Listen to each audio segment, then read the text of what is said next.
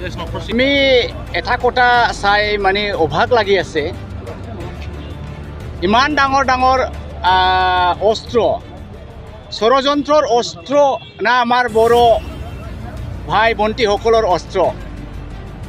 প্ৰমোদ ডাঙৰীয়াই নিজে শান্তি শান্তি শান্তি শান্তি আৰু এই বিটিআৰ চুক্তিটো শান্তিৰে চুক্তি আছিল। এতিয়া শান্তিৰ মাজতে ক'ত পৰা অশান্তি জন্মিলে। ইয়াৰ পৰা ইমান ডাঙৰ ডাঙৰ অস্ত্ৰ যে উলিয়াই আছে, তাৰ মানে এতিয়াও আছে নাকি ক'তবা। দুনিয়াৰ মানে ইণ্ডিয়ান এজেঞ্চি আছে, IB আছে, CID আছে, পুলিচ তন্ত্ৰ, অমুক তন্ত্ৰ। ইয়াৰে ভাৰতবৰ্ষ যিমান ৰেভিনিউ পাই আছে, তেখেতৰ কাৰণে চেলাৰী হিচাপে আমি দি মানে আমি গৰীব হৈ আছে। ৰাইজ ৰাইজৰ হাতত একোৱেই নাই। বাজাৰত চোৱা আপুনি, এটা ডাঙৰ ডাঙৰ কাপোৰ দোকানত 500-700হে পায় বোলে। কেনেকৈ বাচি যাম? ডাঙৰ মানুহ বাচিব, আমি গৰীব মানুহ মাৰি যাব।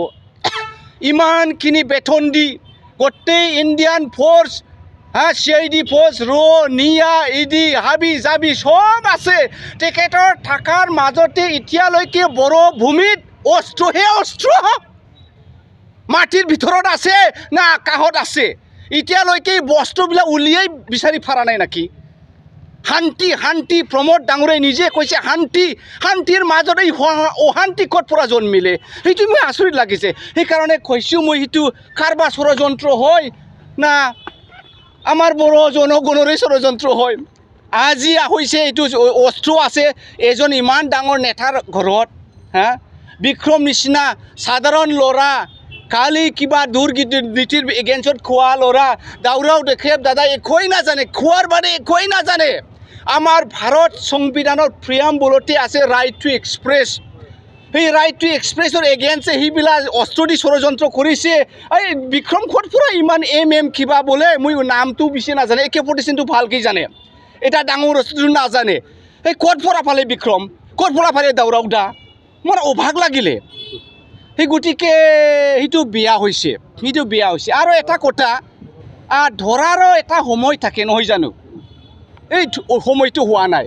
যোৱাকালিলৈকে দাউৰাও দা খালী কয় দুৰ্নীতিৰ বিৰুদ্ধে কয়, বিটিআৰ ভাল হোৱা নাই, অমুক ভাল হোৱা নাই, ইয়াৰ এগেইনষ্টে কৈছে, কমতাপুৰ কিবা জন্মিবলৈ ইয়াৰ এগেইনষ্টে কৈছে। বড়ো জাতি হিচাপে বড়োৰ ডিফেন্স কৰি কৈ আছে, বিক্ৰম সেইটোৱে কৈ আছে। এই সময়তে তেখেতক ধৰি আনিছে, মানে আমি সেইটোৱে বিচাৰে, তেখেত খোৱাৰ কাৰণে তেখেতক ধৰা হৈছে।